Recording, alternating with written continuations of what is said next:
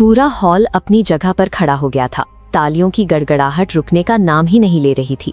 हर कोई मंच की ओर पूरी तरह मंत्रमुग्ध होकर देख रहा था। दुनिया के सबसे बड़े बुद्धिजीवियों के बीच खड़ा ये अनजान चेहरा, इस भारतीय सन्यासी ने महज कुछ शब्दों में ही अमेरिका को अपना बना लिया था।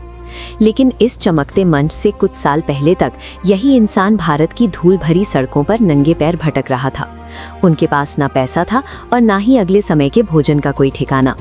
बिना किसी सहारे, बिना किसी धन दौलत और बिना किसी सिफारिश के एक भूखे पेट सोने वाले सन्यासी ने अपने भीतर ऐसी क्या गढ़ा कि पूरी दुनिया उनके सामने नतमस्तक हो गई। उस घोर अंधकार और गरीबी में इस सन्यासी ने अपने दिमाग को कैसे फौलाद बनाया, ये समझना आज आपके लिए सबसे ज़रूरी है, क्योंकि वही तरीका आपके जीवन की बाधाओं को भी ख़त्म कर सकता है। कलकत्ता की एक जिज्ञासु युवा नरेंद्र को उनके गुरु रामकृष्ण परमहंस ने जीवन की एक अलग ही सच्चाई दिखाई थी। उन्होंने सीखा कि इंसान की असली ताकत हथियारों या दौलत में नहीं, असली ताकत इंसान के अपने दिमाग पर पूरी तरह काबू पाने में है। लेकिन जल्द ही गुरु का साया उनके सिर से उठ गया। नरेंद्र अचानक इस विशाल दुनिया में बिल्कुल अकेले पड़ गए। इस दुख से वो उबर भी नहीं पाए थे कि उनके परिवार की आर्थिक स्थिति पूरी तरह चरमरा गई।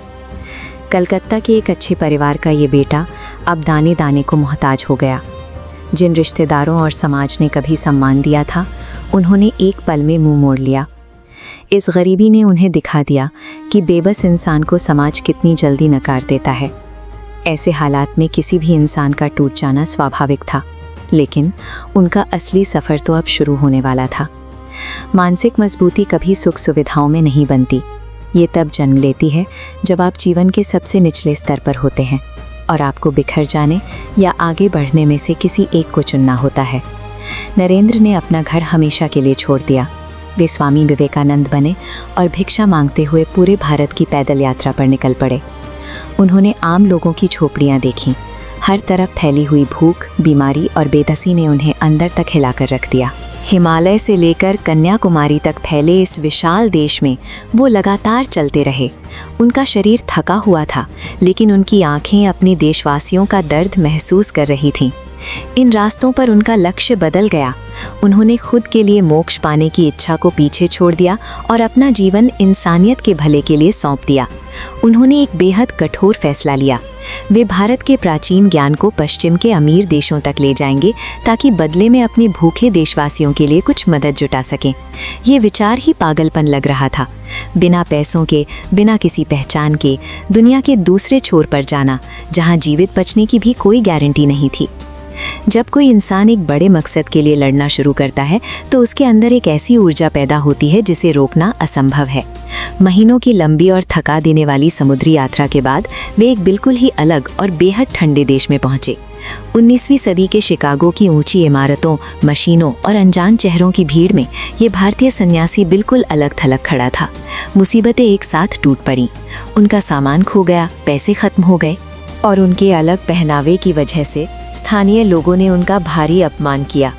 जिस धर्म संसद के लिए उन्होंने इतनी लंबी यात्रा की थी, वहां पहुंचने पर उन्हें अंदर जाने से रोक दिया गया, क्योंकि उनके पास कोई निमंत्रण पत्र नहीं था। वो उनकी जिंदगी की सबसे कठिन रात थी।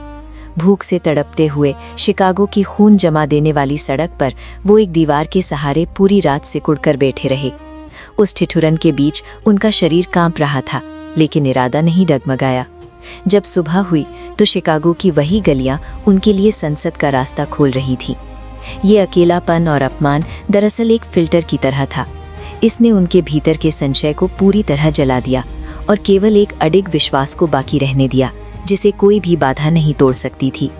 शिकागो के वर्ल्ड कोलंबियन एक्सपोजिशन के विशाल सभागार में दुनिया भर के सबसे बड़े बुद्धिजीवी और धर्मगुरु बैठे थे। तभी दरवाजे खुले और मंच की ओर एक ऐसा सन्यासी बढ़ा जिसे वहां कोई नहीं जानता था। जैसे ही उन्होंने कहा, मेरे अमेरिकी भाइयों और बहनों, हॉल में एक सन्नाटा पसरा, जो अगले ही पल तालियों की गड़गड़ाहट में बदल गया। उन चंद शब्दों ने सारी दूरियां मिटा दी।